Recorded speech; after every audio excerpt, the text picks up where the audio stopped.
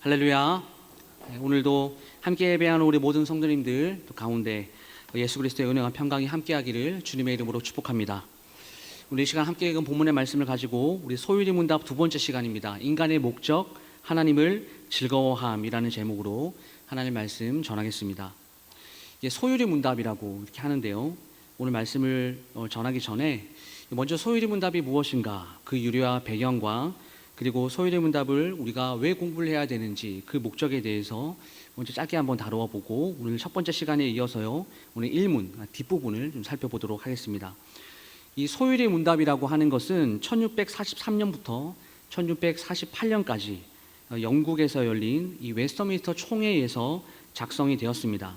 그러니까 이 총회는 영국 국교회의 어떤 개혁을 위해서 소집이 되었고, 그리고 잉글랜드, 스코틀랜드, 아일랜드 이렇게 개혁주의 신학자들이 참여하였습니다. 당시에 이 개혁주의 교회들은 신앙의 표준을 정리하고 그리고 교리적인 그 통일성을 확립하기 위해서 만들었습니다. 웨스터민스터 신앙 고백서라는 것을 만들고, 그리고 그와 함께 대유리 문답과 소유리 문답을 작성하였습니다. 그 중에서도 우리가 다루고 있는 이 소유리 문답은 이 어린 아이들, 신앙의 초보자들을 위한, 그분들을 교육하기 위한 목적으로 만들어졌습니다. 그러니까 복잡한 그 신학적인 개념을 이 문답 형식으로 정리를 하여서 신자들이 보다 쉽게 암기하고 그리고 이해할 수 있도록 이렇게 구성을 했다라고 하는 것이죠. 그래서 웨스터민스터 총회에서는 이 성경적인 교리를 명확하게 하고 또 일관되게 이렇게 전달하는 것이 매우 중요하다 이렇게 생각을 했고요. 이를 위해서 교리 교육을 보다 효과적으로 가르칠 수 있는 방법으로 이 요리 문답을 채택하였던 것입니다. 소유리 문답, 크게 그 목적을 세 가지로 이야기할 수 있습니다. 첫 번째, 기독교 교리를 올바르게 교육하기 위해서입니다. 성경의 핵심 가르침을 아주 간결하면서도 그리고 체계적으로 정리하여서 신자들의 신앙의 기초를 확립할 수 있도록 이 소유리 문답이 돕습니다. 그리고 두 번째로는 신앙을 체계적으로 정리하여서 하나님, 인간, 구원, 십계명, 기도 등의 이런 주제들에 대해서 성경적인 이해를 가질 수 있도록 합니다.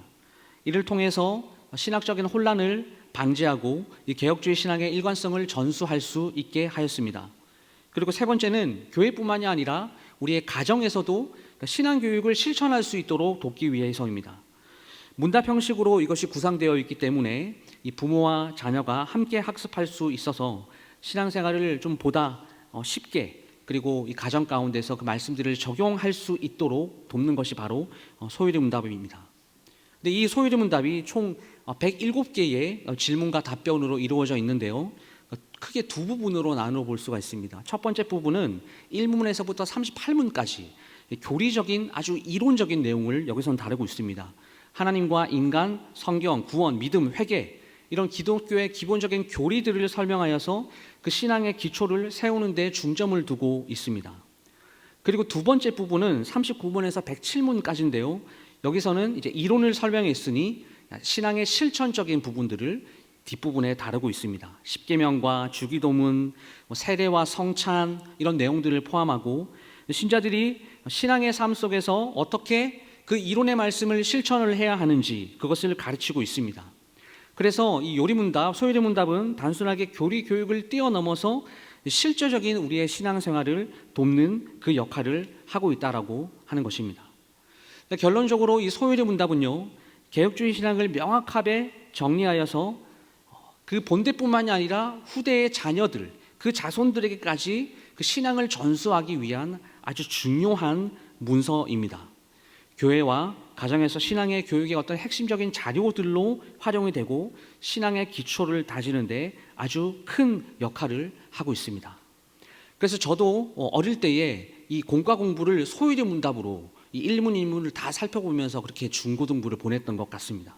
그래서 어릴 때부터 이렇게 교리의 교육을 철저하게 하면서 이 어린 다음 세대 자녀들이 이 장년이 되어서도 그 신앙이 흔들리지 않도록 그렇게 신앙관, 제대로 된 신앙관을 형성하는데 이 소유리 문답이 굉장히 많이 도움을 주고 있다고 하는 사실입니다. 그래서 여러분, 이렇게 우리가 중요한 이 소유리 문답, 이제 우리가 함께 제1문을 우리가 살펴보면서 우리 삶의 목적이 무엇인지, 함께 확인할 것입니다. 그래서 주님께서 주시는 그 은혜들을 또한 함께 경험하는 귀하고 복된 시간 될 수 있기를 주님의 이름으로 축복합니다. 이 웨스터민스터 소유의 문답 제1문은요 이렇게 시작하고 있습니다. 사람의 제일 되는 목적이 무엇입니까? 라는 질문을 오늘 우리에게 던지고 있습니다. 그래서 그에 대한 답으로 사람의 제일 되는 목적이 하나님을 영화롭게 하고 그를 영원토록 즐거워하는 것입니다 라고 이렇게 대답을 하고 있습니다. 그래서 이 소유의 문답 첫 번째 시간, 그러니까 하나님을 영화롭게 함, 이것은 최대리 목사님께서 아주 자세하게 잘 다루어 주셨고요. 오늘은 이제 뒷부분이에요. 하나님을 즐거워하는 것, 이것에 대해서 좀 자세히 살피려고 합니다. 여러분 아마도 신앙생활을 하면서요 하나님을 영화롭게 하는 것에 대해서는 참 많이 들어봐서 그 의미를 우리가 잘 알 수 있을 텐데요, 하나님을 즐거워하는 것, 이것이 무엇을 의미하는지는 우리가 쉽게 잘 와닿지 않을 수가 있습니다. 특별히 이 신앙이라는 것을 그 의무의 차원에서 과제 수행의 차원으로 여기거나 하나님을 나와 함께 하시는 분이 아니라 저기 멀리 계신 분, 이렇게만 생각을 하신다면요 하나님을 즐거워하는 것이라는 이 주제는 굉장히 어렵게 느껴질 수 있습니다. 하지만 여러분, 성경은 하나님을 기뻐하는 것이 우리의 힘이 된다라고 이렇게 이야기하고 있고요. 시편 37편 4절 말씀에서도 또 여호와를 기뻐하라, 그가 내 마음의 소원을 이루어 주시리로다, 이렇게 이야기를 하고 있습니다. 다시 말씀드려서 하나님을 즐거워하는 것이야말로 우리의 신앙의 핵심이고 그리고 우리가 존재하는 이유다라고 하는 것이죠. 그러면 우리는 이런 질문들을 해야 합니다. 하나님을 즐거워하는 삶은 과연 무엇인가? 어떻게 하나님을 즐거워하는 삶이 가능한가? 하나님을 즐거워한다라는 것, 이것은 단순한 감정의 상태가 아니라 우리의 신앙의 삶 전반적인 나타나는 태도라고 할 수가 있습니다. 그래서 이 주제는 가장 어려우면서도 어쩌면 가장 쉬운 것이다라고 저는 말씀드리고 싶어요. 하나님을 즐거워하는 삶, 이것은 하나님과의 관계 속에서 그 참된 기쁨을 누리는 삶입니다. 그러니까 우리가 하나님을 어떤 행위를 통해서 하나님을 기쁘게 하는 것이 아니라 그 하나님이라는 그 틀 안에서 주님께서 주시는 은혜와 축복과 능력을 경험하면서 우리가 그 은혜를 통하여 하나님을 기뻐하는 것, 이것이 바로 하나님을 즐거워하는 삶의 의미다라고 하는 것입니다. 그래서 첫 번째로 하나님을 즐거워하는 것은요, 하나님을 깊이 아는 것입니다.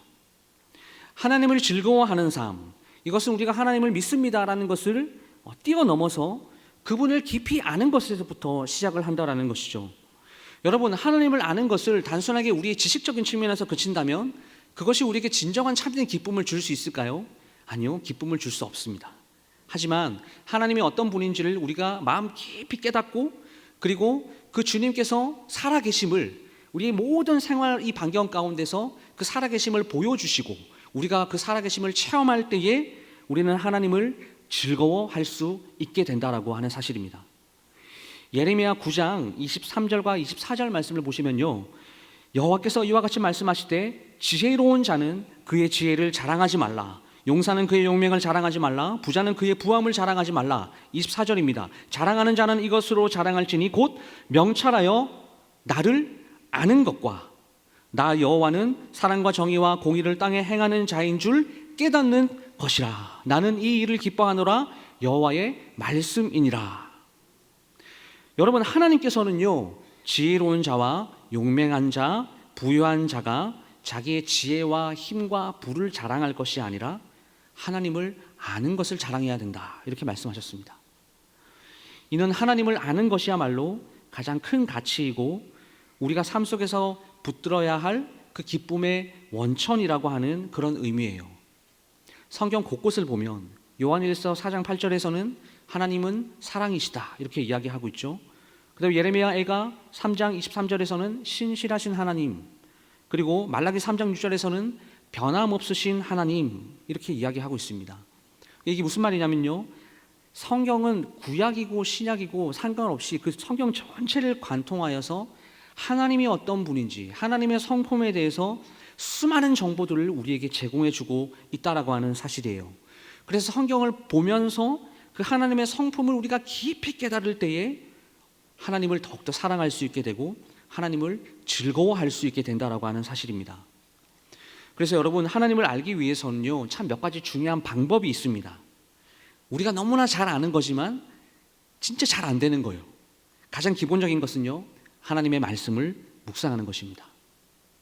모두가 다 아는 사실이지만 정말 잘 안 되는 것 중에 하나이기도 하죠.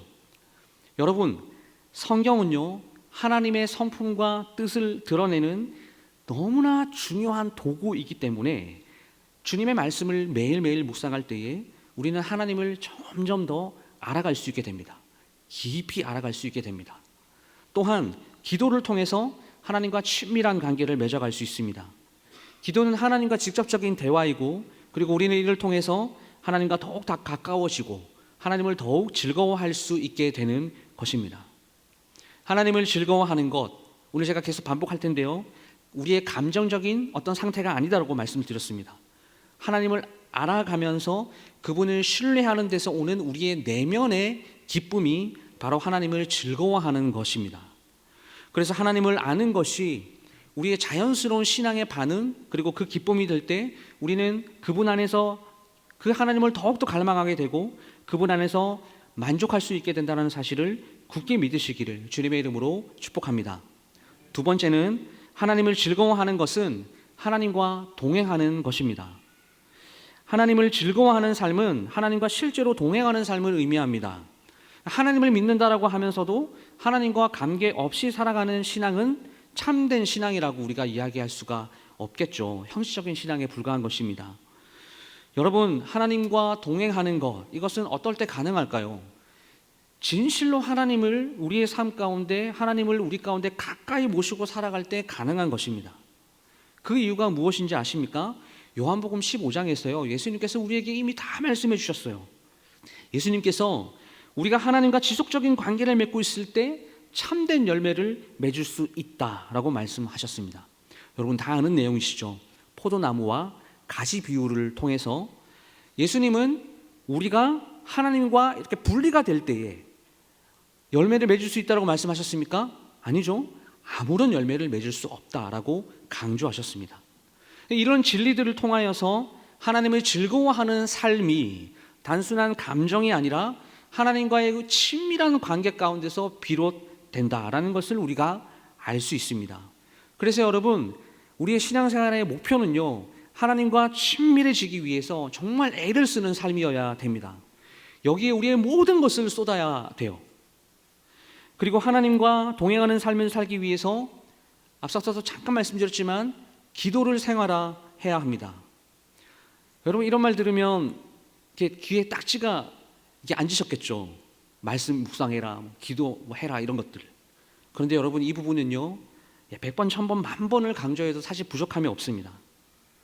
기도의 생활화, 단순하게 하루에 내가 얼마 기도합니다, 이게 아니라 하나님과 지속적인 그 대화의 습관을 통해서 이루어지는 것이죠. 하나님과의 그 기도의 시간들을 통하여서 우리의 생각과 우리의 감정을 주님께 솔직하게 아뢰고, 그리고 그분의 음성을 들으려고 노력하는 것, 그것이 너무나 중요합니다. 또한 어떤 것들이 있을까요? 찬양과 예배를 통해서 우리는 하나님을 더욱더 깊이 경험할 수 있습니다.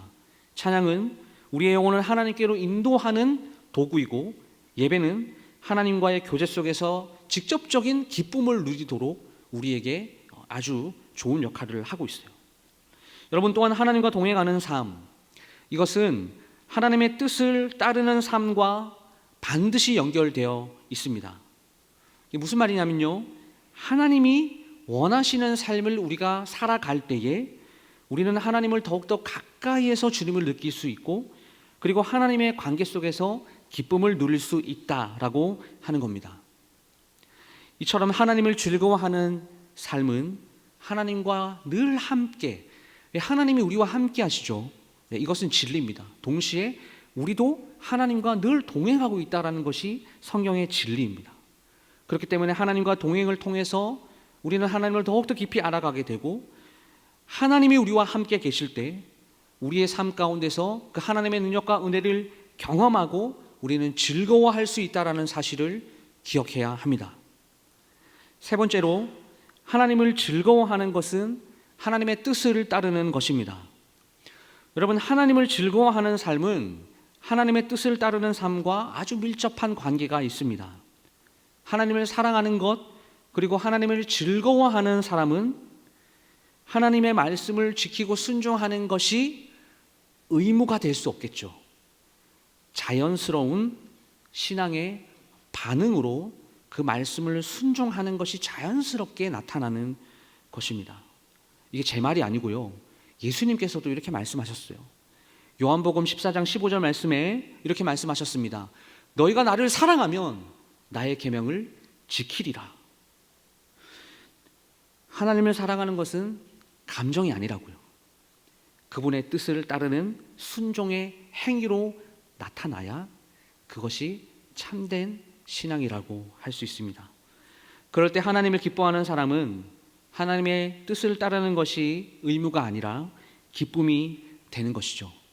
하나님을 즐거워할 수 있다라고 하는 겁니다. 오늘 여러분 오전 우리 담임 목사님께서도 말씀을 들으셨겠지만 시편 1편도요 동일하게 이 사실을 이야기하고 있습니다. 하나님의 율법을 즐거워하고 주야로 묵상하는 자는 복이 있다. 아멘이시죠? 여러분, 하나님을 기뻐하는 사람은 하나님의 말씀을 부담스럽게 여기지 않고요, 오히려 그것을 자랑하고 그것을 기쁨으로 여깁니다. 그러므로 하나님의 뜻을 따르는 삶은 처음에는 굉장히 어려워 보여요. 왜냐하면 보이는 게 아무것도 없기 때문이에요. 그리고 하나님의 말씀을 따라서 사십니까? 이 세상에서요 불이익을 당할 때도 있습니다. 때로는 정말 그러지 않았으면 좋겠는데 물질적으로 피해를 볼 수도 있어요. 그러나 여러분, 성경을 보니까 어떻습니까? 아무것도 보이지 않아도 나에게 유익이 되지 않더라도 결국 하나님의 뜻을 따르는 삶이 가장 만족스러운 길이 된다라고 하는 사실입니다. 믿으십니까? 하나님의 뜻을 따르는 삶을 살 때에 우리는 평안과 기쁨을 누릴 수 있습니다. 하나님이 우리의 삶을 이끄신다라는 확신이 있을 때에 우리는 더 이상 불안해하지 않고 하나님 안에서 평강을 누릴 수 있습니다.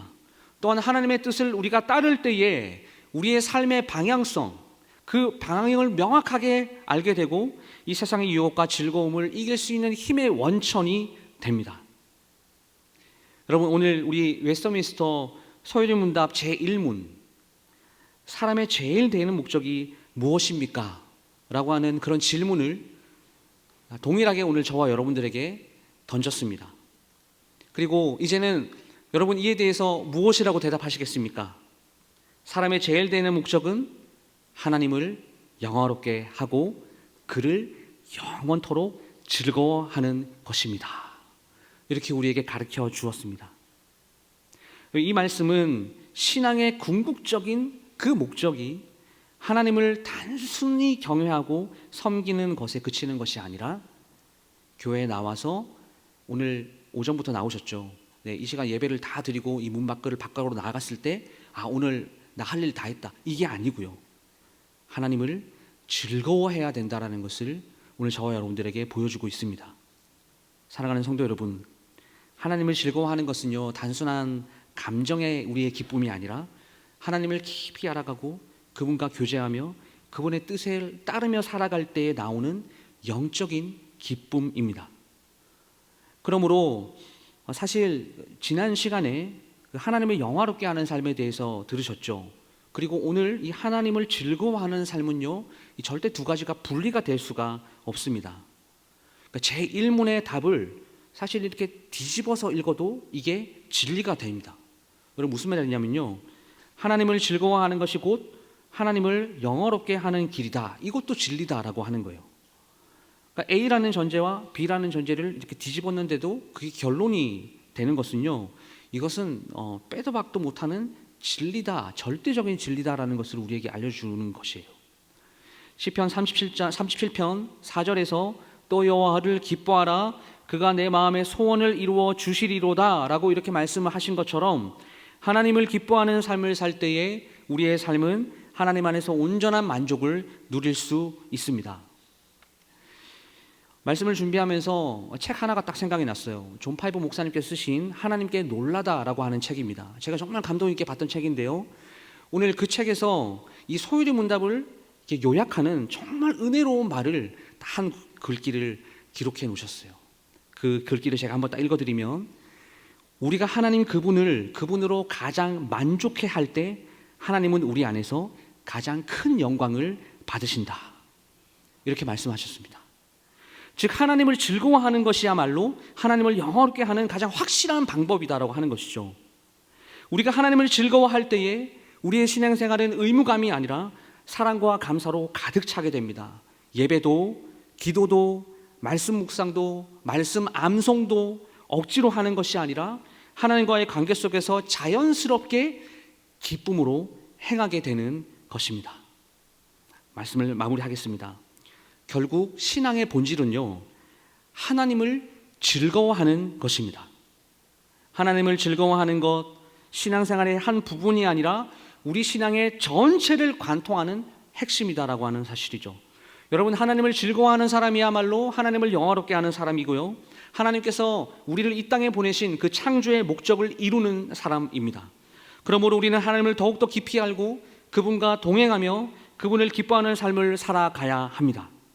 하나님을 즐거워하는 것이 곧 신앙의 본질이고 우리 존재의 어떤 궁극적인 목적임을 기억하시고 그 말씀 그대로의 삶을 따라가려고 애를 쓰심으로 말미암아서 하나님께서 오늘 우리에게 주시는 그 모든 은혜와 신령한 복을 누리며 살아가는 성도님들 다 될 수 있기를 주님의 이름으로 축복합니다.